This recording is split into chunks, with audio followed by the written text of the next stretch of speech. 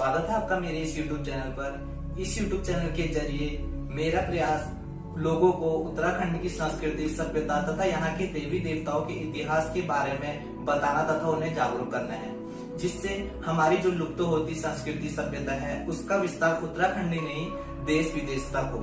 अगर आप मेरे इस चैनल से जुड़ना चाहते हैं तो मेरा चैनल सब्सक्राइब कर हमारा साथ दे सकते हैं।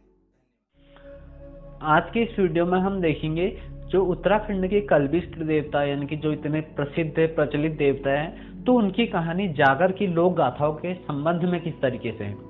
पहली चीज, अलग अलग स्थानीय क्षेत्रों में जिस प्रकार से गुरुओं का ज्ञान है, तो उस तरीके से कुछ भिन्नता इसमें हो सकती है जो मैंने इधर उधर से देखकर कुछ स्रोतों से सुनी, सोची, समझी, तो वही आपके समक्ष में रखूंगा। तो पहली चीज हम कहें, काली कुट्यूड़ में ही इनकी जन्म की थात मानी जाती है, जन्म माना जाता है, जो मैंने बद्रीदत्त पांडे जी की कथा के अनुसार भी बताया था। परंतु माता पिता के नाम में यहाँ पर हमें भिन्नता देखने को मिलती है। कहा जाता है इनके पिता का नाम राम सिंह था, बूबू का नाम जय सिंह था, और माता का नाम इनके रमोती बताया जाता है जागर की लोक गाथाओं में। जहां पर बद्रीदत्त पांडे जी के अनुसार दुर्पता था, तो वहीं पर यहाँ रमोती बताया जाता है। अत्यधिक जागरों में प्रचलित नाम माता का इनकी रमोती है। तो हम देखेंगे काली कुट्यूड़ में इनकी जन्म की थात मानी जाती है। तो माता पिता इनके जो राम सिंह थे, माता रमोती थी, तो वह बहुत ही परेशान थे, इनकी संतान का जन्म नहीं हो रहा था। बड़ी मुश्किलों से एक पुत्र रत्न की इन्हें प्राप्ति हुई थी, परंतु आसपास के लोग इनसे ईर्ष्या करते थे। कई तरीके से इनके दुश्मन बहुत थे इनकी जमीन जायदाद को देखते हुए। तो कोई इनकी घास काट के ले जा दे रहा था, कोई अपनी जमीन, इनकी जमीन अपनी बताकर पूरी जमीन धीरे धीरे हड़पने लगे। तो तब जाकर माता पिता पुत्र मोह के कारण, क्योंकि वो सोचते थे एक का आंखा खमर उजाऊ छू, यानी कि एक ही आंख का तारा है, अगर वो ही किसी ने हमसे छीन लिया तो यह जमीन जायदाद तो कुछ काम की नहीं रहेगी। इसलिए पुत्र मोह की डर से उन्होंने वहां काली कुट्यूड़ में ताला हला लगाकर सीधे चले गए भाबर, कहते हैं रामपुरी भाबर, रामपुर में। तो वहां चले गए। 6 महीने के बालक थे, केवल 6 महीने मात्र बालक थे कल्पिष्ट देवता। तो धीरे धीरे वहीं उनकी परवरिश होने लग गई। वहां भैंसों से भरा दल था, वहां भावर में भैंसे चराया करते थे, भैंसों से उनकी जीवनी रोजी रोटी चलती थी।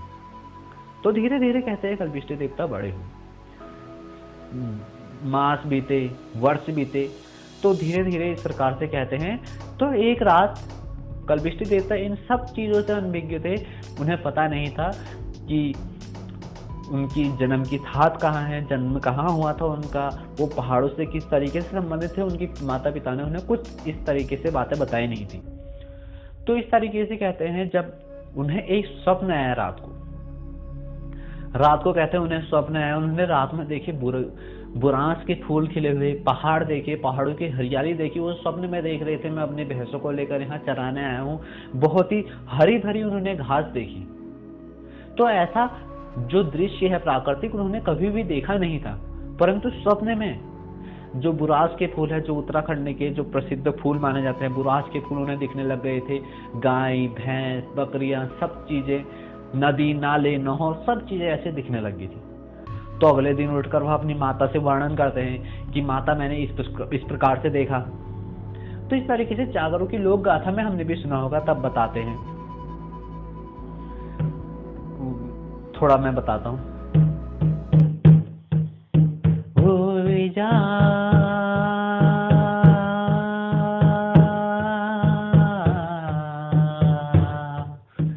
अरे देखो देखो मिले बेरे वो राता सपना,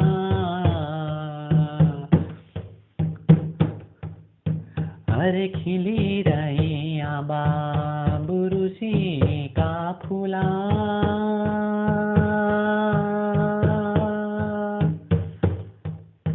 अरे बासणी बासी गो कफुवारे टाना धुरा पहाड़ा, भोइजू वो भैंसनो कदल लिबेरू, अरे चरू तेजर छी उचितो कोई माला,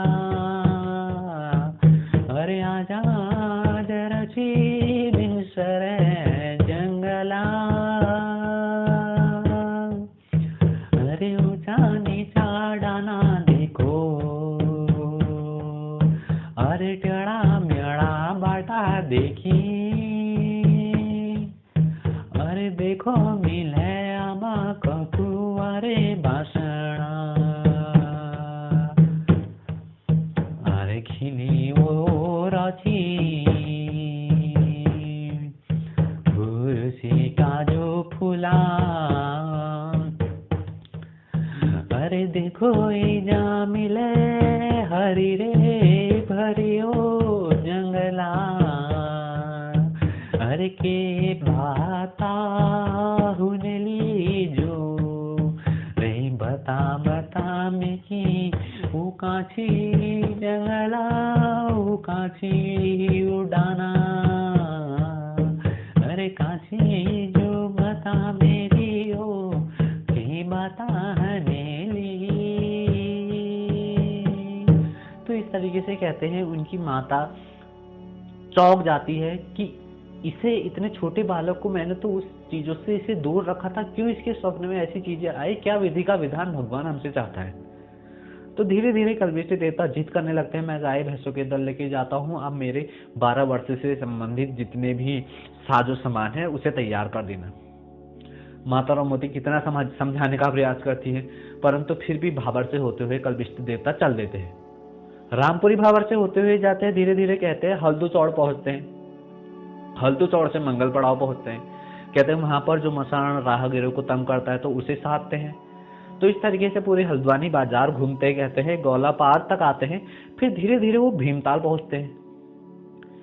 भीमताल पहुंचने से भी पहले वह कहते हैं चंद देवी के दरबार में आते हैं, भगवती माता के दरबार में आते हैं, वहां एक रात गुजारते हैं और वहीं पर दूध दही माता के मंदिर में चढ़ाते हैं और कहते भी हैं जागरों की लोक गाथाओं में माता के लिए बड़ी बड़ी मीठी और बहुत लुभावनी खीर बनाकर तैयार कर माता के समक्ष रखते हैं, चढ़ावा चढ़ाते हैं।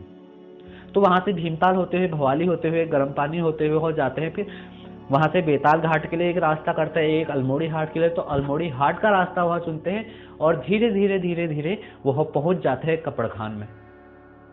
इस तरीके से कहते हैं और कहते हैं जो डीना पानी है अपनी भैंसों को लेकर जाते हैं, चराते हैं, इस तरीके से मुरली भी बजाते रहते हैं, लकड़ियां भी काटते रहते हैं, जहां जहां भोजन भी बनाते रहते हैं, लोगों से संपर्क भी बनाते रहते हैं और इधर उधर के रामगढ़ी मसान भी उन्होंने साधा, राती घाट का मसान भी कहते हैं उनके द्वारा साधा गया था, तो लोगों का उद्धार भी करते रहते हैं। तो जब जाकर वहां पहुंचते हैं सीधे डीना पानी में बड़ा सा खाव होता है, वहां पर अपनी भैंसों को पानी पिलाते हैं। तो धीरे धीरे यह खबर पहुंच जाती है गांव वालों में, उधर आसपास के गांव वालों में कि भाबर से एक ग्वाला आया है, अपने बहुत ही बड़ी बड़ी भैंसों का दल लेकर आया है, साथ ही साथ चंदवा बैल आ रखा है, उसके साथ कई तरीके से पशुओं को वह ला रखा है और शायद से वह व्यापार करने के उद्देश्य से आ रखा है, परंतु जो हरी भरी घासें हैं अगर वह अपनी सारी भैंसों को खिला देगा तो हम क्या खाएंगे। तो इस डर से, इस ईर्ष्या से, इस द्वेष से जो नौलखिया पांडे हैं बहुत परेशान हो जाते हैं कि किस तरीके से अब हमारी भैंसें चरेंगी, अगर वो सारी की सारी घासें अपनी भैंसों को खिला देगा तो हमारे गाय बच्चियां बकरियां कहाँ जाएंगी। तो इस तरीके से, इस ईर्ष्या से, इस डर से वह घसियारियों को तैयार करता है कि जाओ और वहां की घास काट के लाओ जहां पर वह बिनसर जंगल में जा रहा है, क्योंकि बिनसर जंगल में वह अपना एक डेरा टाइप का बना लेते हैं, ऊपर कभी नीचे अपनी भैंसों को चराते रहते। तो इस तरीके से 22 बहनें कहते हैं घसियारी जाते हैं वहां, वह जाते हैं घास काटने की सोचते हैं, जैसे कि अपनी दराते तैयार करते तो कल्पिष्ट देवता अपने कुछ माया जाल से कहते हैं मुरली की इतनी मधुर ध्वनि बजाकर उन्हें ही आकर्षित कर देते हैं, जो जिससे कि वह घास काटना भूल जाती है और वापस घर को चली जाती है। तो इसे देखकर वह और अचंभित होता है नौलखिया पांडे कि आखिरकार ऐसी क्या बात हो गई। तो धीरे धीरे इस प्रकार से देखते हैं कि कोई उनके षड्यंत्र काम नहीं करते हैं, तो वह कहते हैं लच्छी देवड़िया को एक लकड़हारा होता है, उसे कहते हैं कि आप कल्पिष्ट की हत्या कीजिए कैसे न कैसे कर।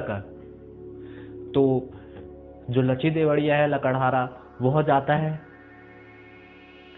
तो एक छल द्वारा कहते हैं लोक गाथाओं में एक लोक गाथा में फिर यहाँ से मोड़ आते हैं। एक जगह कहते हैं छल द्वारा पहले भैंस की पैर में कील ठोक देते हैं, बद्रीनाथ पांडे जी के अनुसार भी यही गाथा, और फिर साथ ही साथ छल द्वारा उनकी हत्या कर देते हैं। सर उनका कपड़खान चल जाता है, कहते हैं धड़ उनका गैराड़ चले जाता है। परंतु एक कथा के अनुसार कहते हैं कील ठोकने वाली जो कथा है उससे हटकर कहते हैं कि लच्छी देवड़िया कहता है कि मैं अपनी कुल्हाड़ी लाना भूल गया हूँ, तो आप मुझे कुल्हाड़ी दे सकते हैं। तो कल्पिष्ट देवता उसे कुल्हाड़ी दे देते हैं।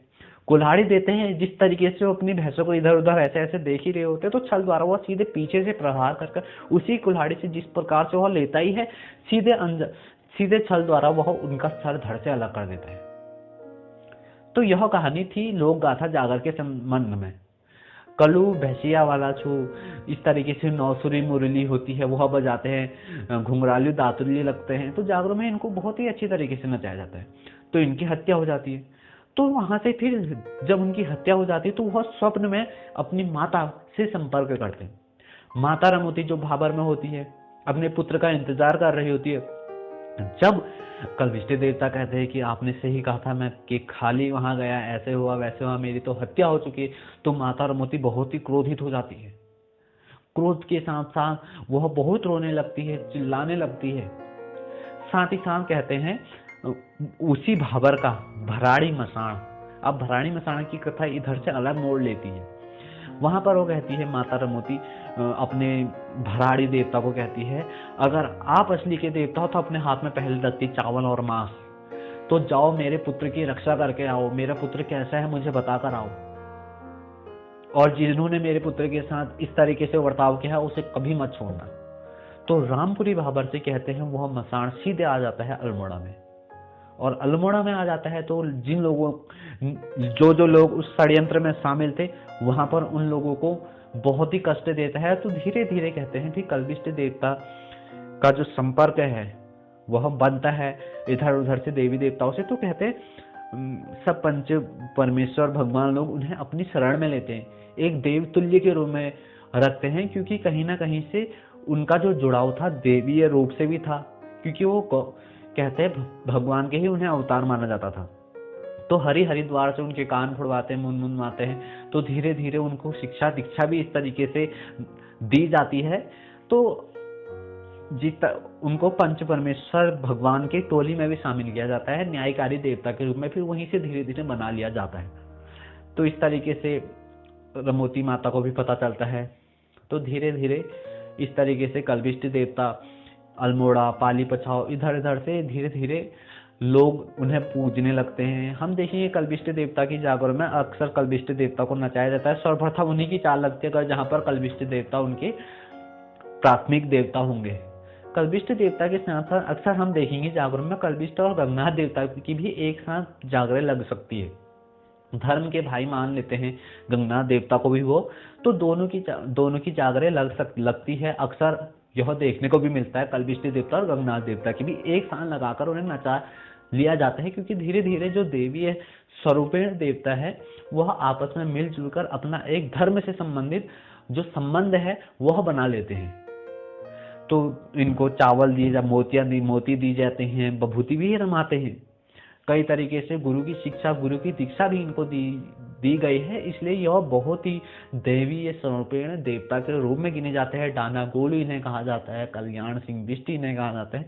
बहुत ही प्रचलित देवता है, बहुत न्यायकारी है और बहुत ही दयालु देवता है। इधर उधर चिपटते हिपटते भी किसी में नहीं है। बहुत ही अच्छे एक दयालु और बहुत ही मतलब पर्चवान देवता के रूप में इन देवता को गिना जाता है। तो यही कल्पिष्ट देवता की कहानी थी। जागरण में अक्सर हम देखेंगे तो इनको ये भैंसों के दल के साथ जाते थे, मुरली बजाते थे। तो कहते बिनसर के जंगल में अब कलू आज जो तेरी जो मुरली जो बिनसरी जंगल में जो बजन महगे छे, अरे आज जो तेरी रे मुरली बिनसरे जंगल में बजन महगे छी कलू, अरे कलू भैंसिया वाला है तेरी नौस रे मुरली, कलू भैंसिया वाला है तेरी नौस रे मुरली, कलू बजाड़ भगे है तेरी नौस रे मुरली, बाजी बिन सरे जंगल आओ है मेरी नौस रे मुरली, कलू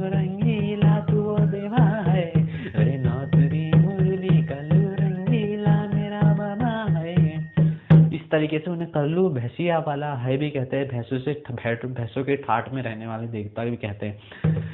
अब कलू घुंघराइल दा तुरी तेरी नौसुरी मुरली नौसंगा बिड़ाई पशाली रमटो तेरो, अरे भैंसों का ठाठा तेरो रे कलू, अरे कलू भैंसिया वाला होई, अरे भैंसों का ठाठा कलू रंगीला वाला होई, तेरा भैंसन का ठाठा कलू कलू रंगीला कलू होई, अरे भैंसन का ठाठा कलू कलू रंगीला कलू होई, रे पशाली रमटा कलू कलू रंगीला कलू है, रे हरि हरे द्वारा बाबा कलू रंगीला कलू है।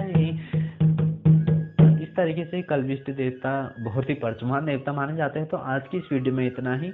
जिस तरीके से मुझे जानकारियाँ बताई थी वो मैंने आपके समक्ष शेयर की। अगर आपको यह वीडियो अच्छी लगी तो इस वीडियो को लाइक कीजिए, शेयर कीजिए, सब्सक्राइब कीजिए। जय देवभूमि, जय उत्तराखंड।